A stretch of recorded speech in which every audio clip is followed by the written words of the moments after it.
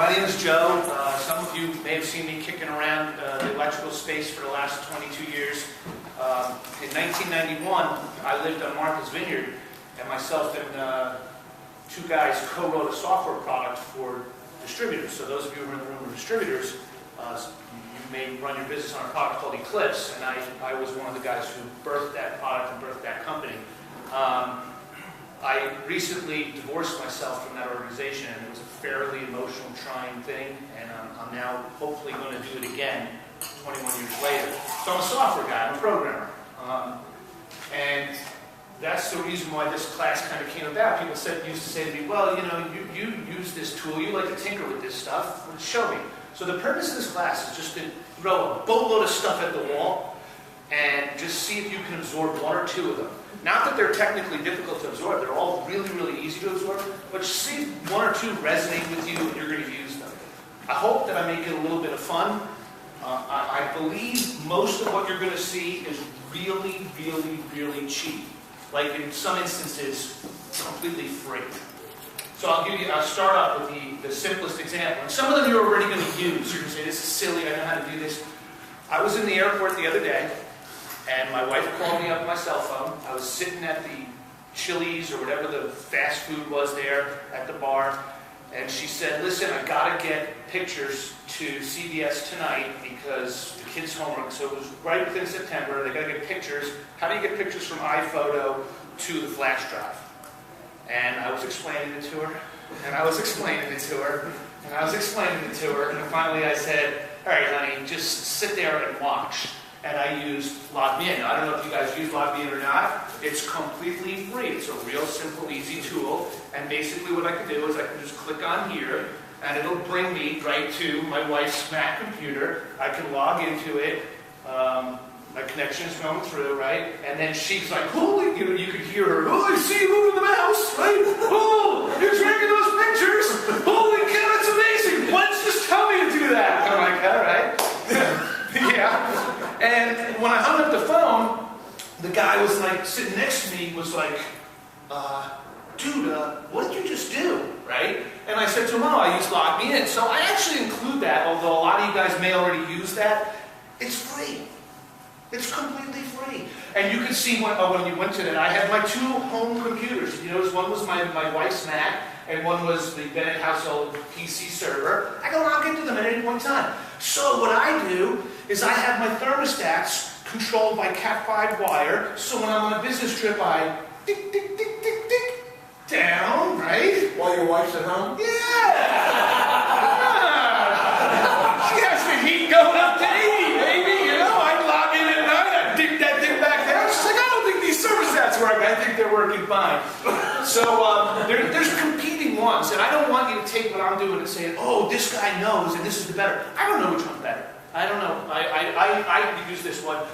This is another connectivity tool. It's like a WebEx. I don't know if you guys use WebEx or live meeting. TeamViewer is kind of cool for you to start to share from device to device. I know you guys already use VPN software to control your actual work network, so that might be something a little bit more for work and hoping for some fun. So there, I'm sorry, yes? Go back? Oh, what I'll do is, if you guys don't want to take notes, anyone who puts their business card there at the end, I'll just email you the slide presentation, and it has every URL on it that I'm going to go to. Okay, that's fine. You cool? Yeah. So then someone says to me, all right, so how did you connect remotely from the internet? And, I either use my phone or I use my hotspot. And I purposely have two, because some people use their phone and they say, that's, I created a MiFi via this. I purposely have two. I pay $29 a month for that. And it's a phenomenally great thing, because I go T-Mobile there and I go AT&T here. So I'm usually okay. You dig what I'm putting out? I'm usually okay, because sometimes you won't get coverage with one of the services. That thing, and I said it to you, saves me, because I vacation every summer in the Outer Banks, and I live in New Jersey. That's 10 plus hours with 4 kids under the age of 10. That thing gives my iPad, my wife's iPad, their iTouch phones, they're streaming, the whole thing, boom, all the way down. That's worth the $29 a month right there. So that's how I connect. Another area that has always been intriguing to me, a little ancillary cheap technology, is GPS technology. use it all the time, and I'm really curious about you guys, especially you guys with trucks in the room, how you use it. Of all of them, this one was my favorite until, believe it or not, this business trip. So I like the Garmin Nuvi. This one was the best. I have a TomTom, I have a Garmin, I have one built into my wife's minivan, and I have one actually on my watch. Not that I've been running recently, but I use them.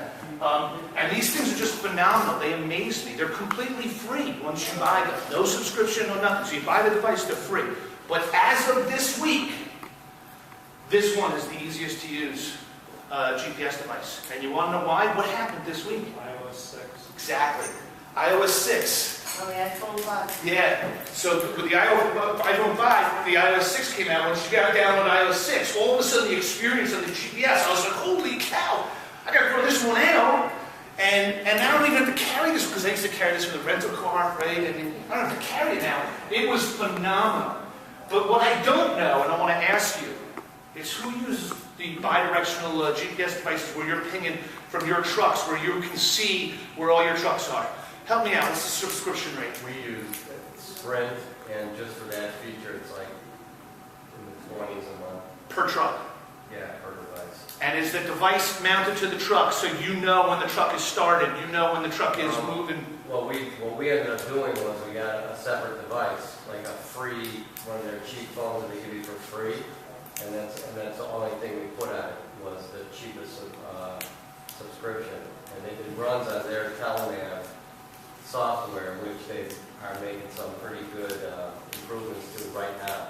So it's worked out for us. We've had a failed, complicated, expensive GPS implementation, and then we went back to this. Okay, so you're using Sprint. Anyone else using something else here? Yeah, what do you got? I forgot what it's called. It used to be called Rockview. Yeah. I've seen that in my travels.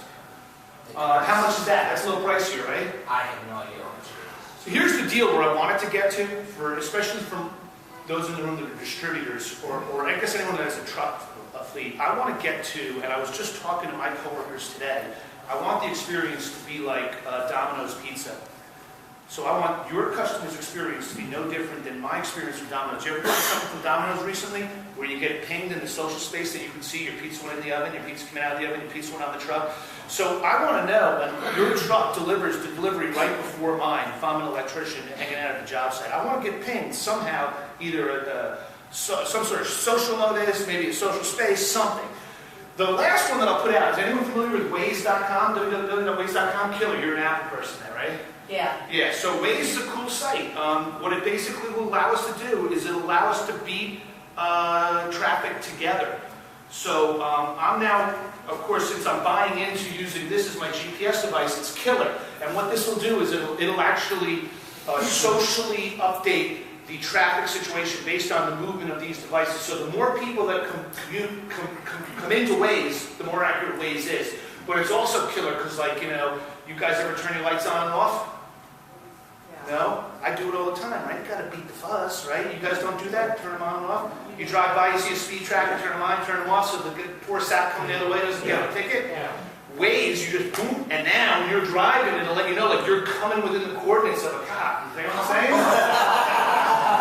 You think what I'm putting out? Waze is a fun website. Once again, guess how much? So Waze, is that an app that you're putting on your phone? Yes. It's a website and an app. So you can go to the website and read about it, it's an app, and you put it on the phone. And your GPS on your iPhone? The GPS on the phone is controlling it, and when you hit the thing, it knows the coordinates. Are you using whatever the Maps. The Waze is an app on here. But what are you using on your iPhone for your GPS? The iPhone Mapping. Maze? Waze. It's Waze, yeah. Okay, so you're not having that for two? Does it work with your maps directly? Because I just... Yeah, that is it. No, I don't know. You know what I was using Waze as my GPS before. Before the iOS 6, right? So I just downloaded the new software. So now you're asking a question that I don't know the answer. You don't pay for PC Navigator anymore. No, you do not. Trash that.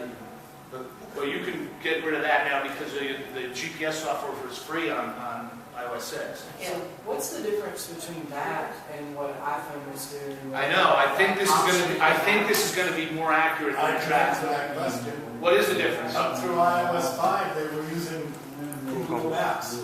Yeah, now They it's weren't their doing own. their own. How are they doing the traffic where you have color-coded maps to show the slow traffic? Oh, that's a feedback thing. Everybody that uses Google Maps and is using it on their phone, that's part of the anonymous shared data. If you allow the sharing of anonymous data, then it's tracking where you are and feeding it back to the traffic map. If it sees a bunch of you bunched up on the freeway and not moving, it makes it red. Yeah. That's right.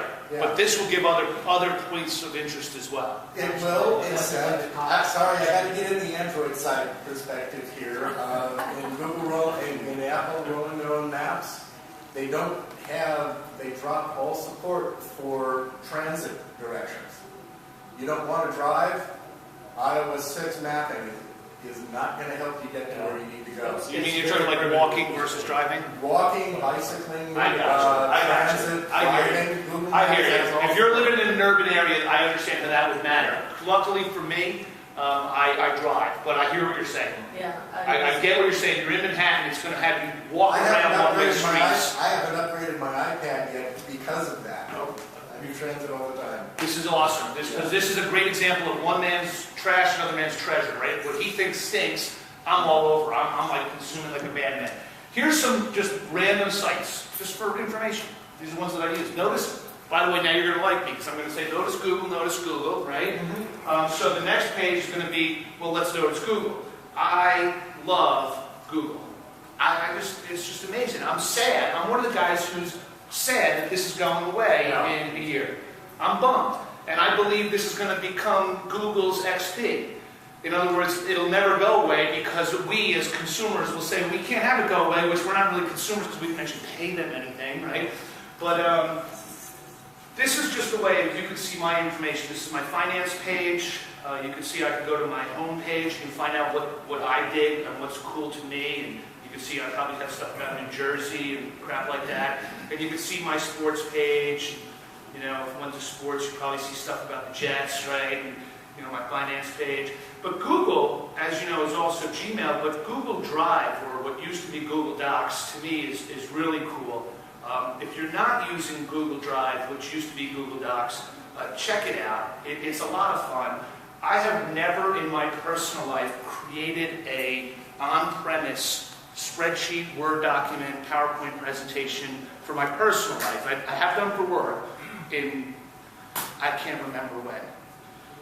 When I get an email from someone that says, here's the list of kids that are on your daughter's soccer team and you need to have this list if you're the chaperone, I immediately put that to Google Docs. That way my wife, whoever the chaperone is, we have it on any of our devices. This is a little dark league that I'm in.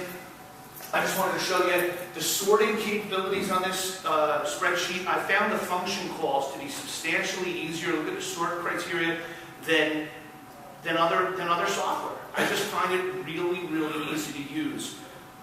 Google Drive, you can put all of your stuff up there. I think if you hit a certain capacity, they'll charge you $2.49 a month. Am I I right? haven't paid it yet. I mean, it's ridiculous. So right now, I've never paid anything. Google also has... Can I also point out, just in terms of the whole Google sphere, is if you're like in a small group that's doing organizing, I just paid $12 for a domain name. I got a free 10-user Google Apps that I'm going to use with my core group to organize a social function that we're going to have next summer. That's It right. gives us a place, a common workspace. That's Totally right. free, except if you want email and domain. If you want email and a website, you got to pay for the domain name, but that's it. So this is a good page for you to go to with Google, because what it gives you is an overview of their products, and you can just tinker around with them. I'm really big into this section, right? So I want to ask you all a question. Why do I need a big device anymore? You don't. Because all the content is up here, and you just consume the device by streaming it to the device. You could put 20,000 songs on Google Play for free. That's a lot of Thin Lizzy albums, my friends. That's a lot of Thin Lizzy albums, right?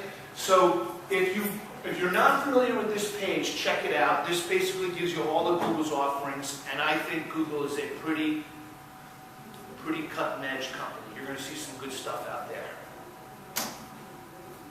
Well, since I told you I like audio video, we got to talk about some stuff here that I use and I consume. Some of this does get a little bit pricey.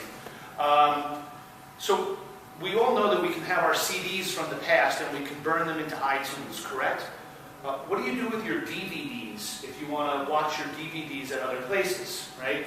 Well, what I did is I put all my DVDs in one big DVD player. I bought it from Sony. It's, you can go, it's a couple $100, but it's a carousel. It's 400 DVD slots. And then this tool here sorts them and categorizes them and gets the album art or the DVD art and all that crap so that I can just choose from a central place and it'll pick, the controller. That's old school. I believe with Hulu, which is the next page, you can now go to Walmart and burn your DVDs the way you burn a CD, and they'll house it in the cloud for you. And I believe the burn rate is $2 per DVD, no continued charge. Orb is a great site that you can have any content that you own streamed to any of your devices. So you know how you might have a PC at home that has a boatload of stuff and you don't want to move it to Google Drive because you're that guy that thinks Google Drive is unsecure. My computer in my house that someone could break into and steal is very secure. If you're that guy, right, use Orb. And Orb will allow you to stream whatever you have on that PC to your devices. By the way, another little DVD would be Handbrake. Does anybody use Handbrake? What's Handbrake? Handbrake, it'll rip the DVD, put it into an iPad format, whatever format. And it's legit. It's free. But it's legal too? Yeah. Handbrake. I gotta check that out. What is it? Well, you see, like I feel, look, I'm not into, I don't steal stuff. Handbrake. I don't steal stuff, but I feel like if I bought the DVD, I should be allowed to consume the DVD. That's- I bought it. It's Yeah. mine. Yeah. I'm not gonna steal people's Right. stuff. Right. But I bought it, now I wanna watch it on my iPad, Exactly. right? That's- Because I ripped some stuff and we watched it on the way. Handbrake? Yes. Awesome. I've played with that. It's some of the. It just depends on the manufacturer, like Sony and Disney. Different ones Right. encrypt differently, I guess. Yeah. And some of them you can't Right. get into them. Right.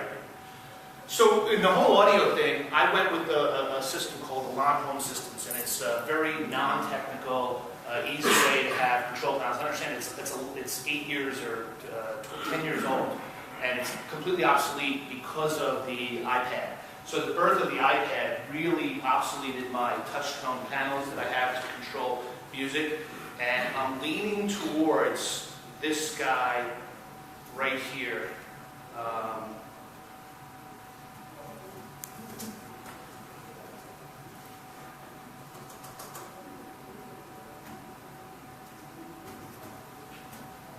There's a company called Savant Audio Systems. Now, I have not purchased this yet, but I'm looking at it. And what it'll do is it'll allow you to use the iPad for smart home automation for your light. So you guys probably know this better than me. If you guys sell the Lutron systems and stuff like that, this is a way to but my arm isn't the lighting. I don't really care about the lighting. I care more about the audio-video distribution.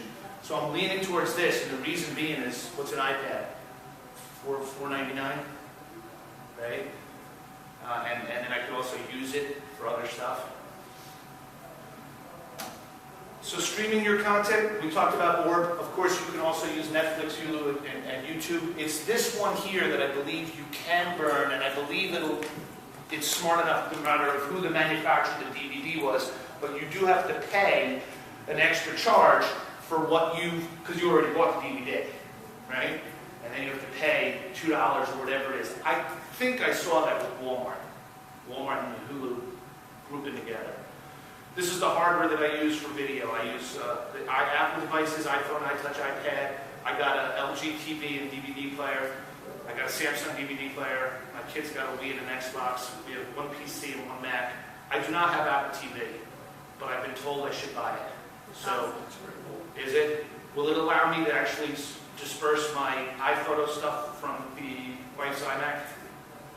So I want the TV to just be going nonstop with our pictures when we're not using it. I don't want it. I think it does do that. To me, that's worth the $60, $70 that it is. Slideshow on the TV from his back. Yeah. It's $99. So, what'd you say? I'm sorry, It's what? $99. Oh, it's $99. Too pricey. Come on. Well, you might win one this How much afternoon, did so you you might tweet not today? have to worry about it. Did you do any? It's $99 for an Apple TV? Yeah. All right. Google has one as well. Google TV is very good too. And how much is that? Same price. Same price. So these are some audio websites that I use. I think you guys all use them. I don't think any one of these is going to be new. Pandora, iHeartRadio, Rhapsody, Songfacts. That one might be new. So if you got a Beatles fan in the room, you want to hear non-stop Beatles music played by like all different people. It's a great internet radio station. These are my two favorite. Pandora's great. You know, you can just listen to your music. You can, you know, rock me gently station. I mean, who doesn't have that, right? I thought it was cool when Pandora started telling me what other songs I would It's like. a Yeah. I love it. And Yeah. then you can I think it's great. I think it's awesome. So all the apps, I got a boatload of apps. You're more than welcome to take a look at my Apple device. A lot of these are from my kids, so I've got more games than I know what to do with, and I don't use them. Mhm. Oh, except for Zynga. I play Scrabble with my wife and Words with my wife like everywhere, every day, wherever I am. So like, if we take a break now, you'll see me. I'll be like doing like Scrabble. It is so incredibly addicting. These are some of the ones that I do use: the Grocery Gadget, Zillow, AAA. What's Zillow? Oh, I love Oh, Zillow's killer, man. Zillow's it's real estate. So it'll use the GPS so it knows where you are. So if you're driving in the neighborhood, you'll be able to see what house you're in. What's the house is worth? What do they pay in property tax? What's for sale? Right? You know, so you can then see how many people Zillowed your house, and you'd be like, hey, people looking at my house. See how many people Zillowed. Yeah, when you go to the website, Zillow's website, you look at your house, it'll show you up the side how many people have checked out your house. Then Zillow also has MakeMeMove.com, where you can put in like a radical number that if you got that, you would move.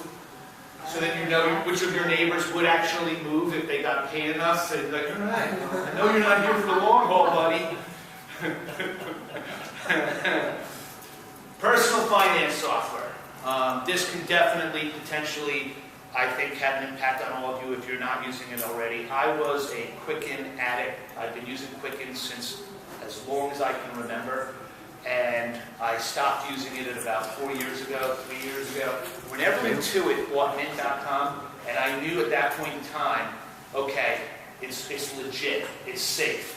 Because I can attest that the people at Intuit are nothing but nice. They are stellar. The founder of that company is just a gentleman, and he has created a culture of good.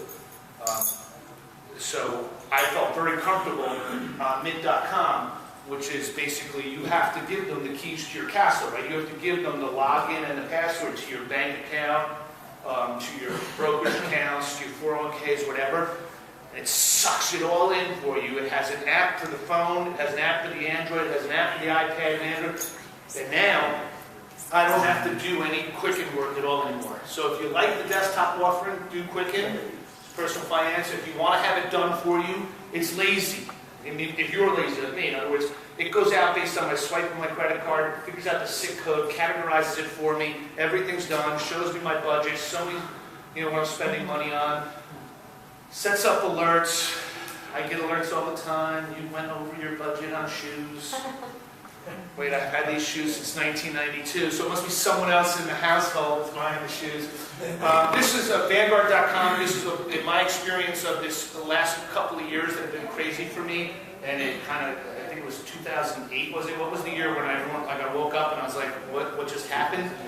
So I ended up doing a lot of reading, and this book, it's called Enough by John Bogle, was one of the books that I read that really opened my eyes that this company is where I wanted to hang out with and I feel more comfortable. And I feel very comfortable saying that to you, even though I'm no MBA, I'm no finance guy. I'm just a guy who said he seems to have created a culture without knowing the man, based on reading his book, and I read one other that he did, that this is a company that I feel comfortable hanging out with and promoting.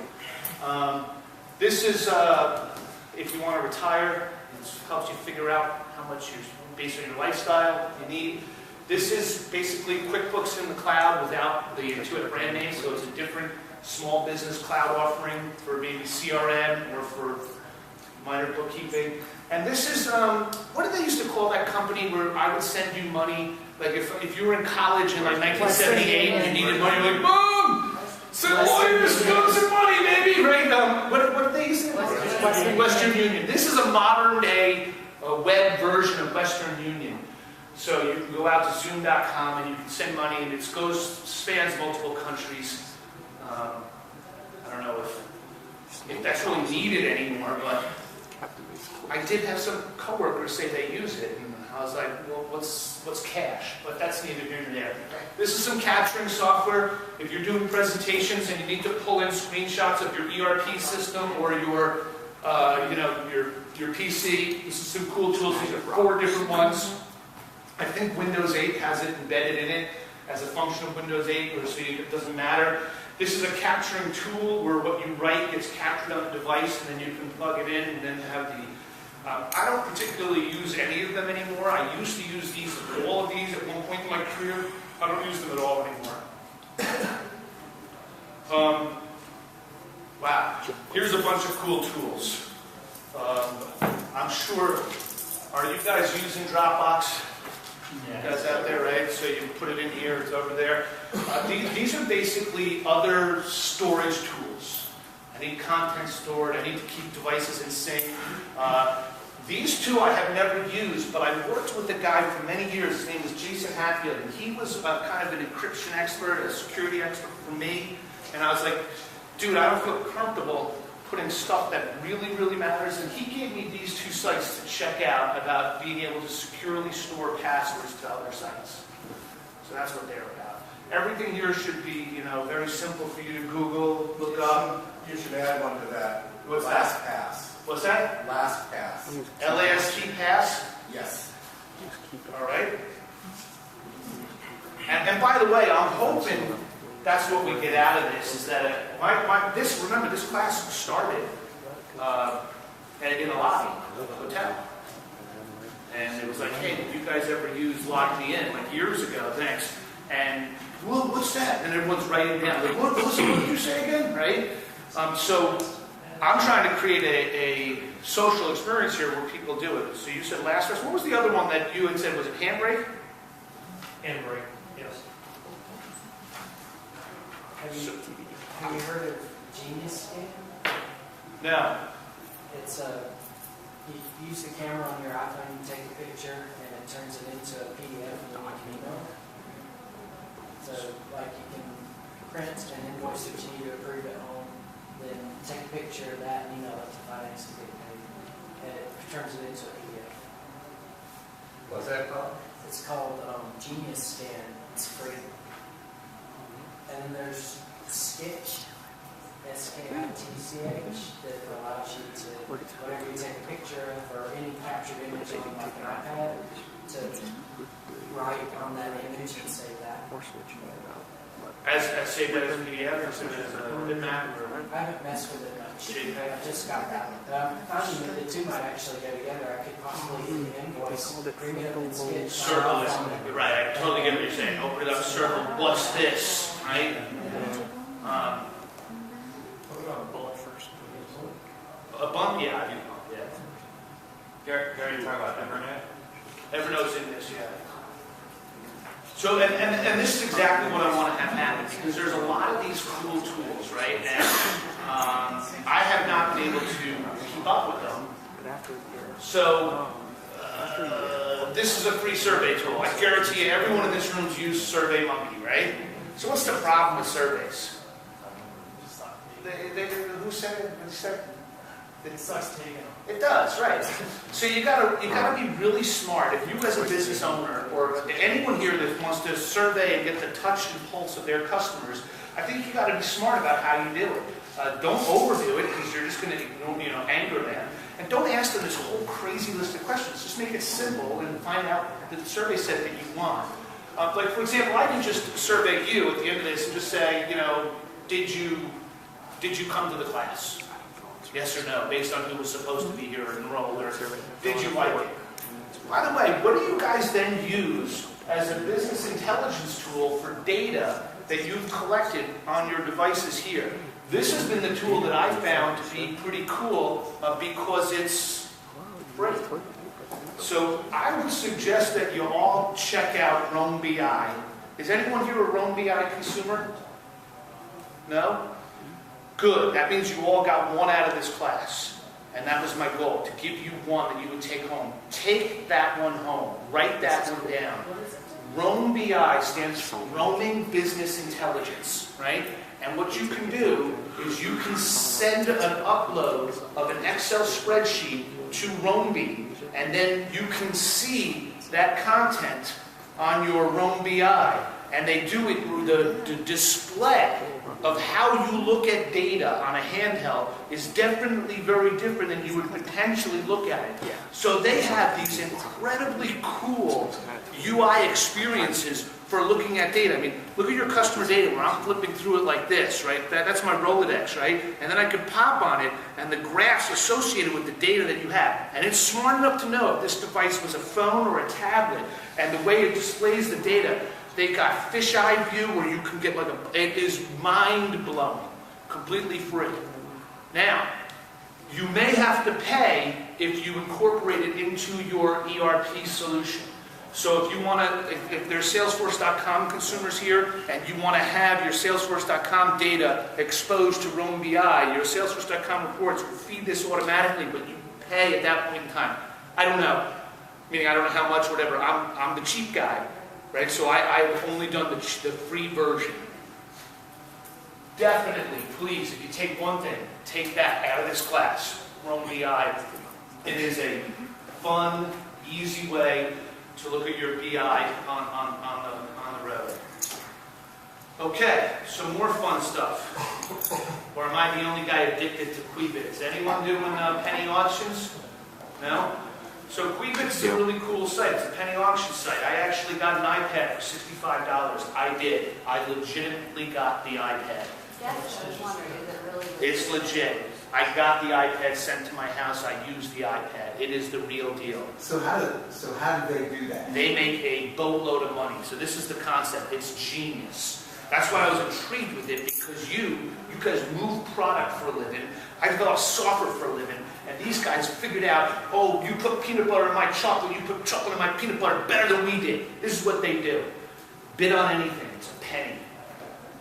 You want to bid more? You can only go up in 1 penny increments. So you can bid 2 pennies. If no one else bids, you get this thing for 2 pennies. And you're going to say there's no possible way they make money. They charge you for the right to bid 60 cents a bid. So for each dollar, they made $60. For the iPad that they sell for $10, they made $610. That's $110 above list price. And the guy who got the iPad is like, yeah! Right? And the other people forget about the pain of click, $1.20, click, $1.80.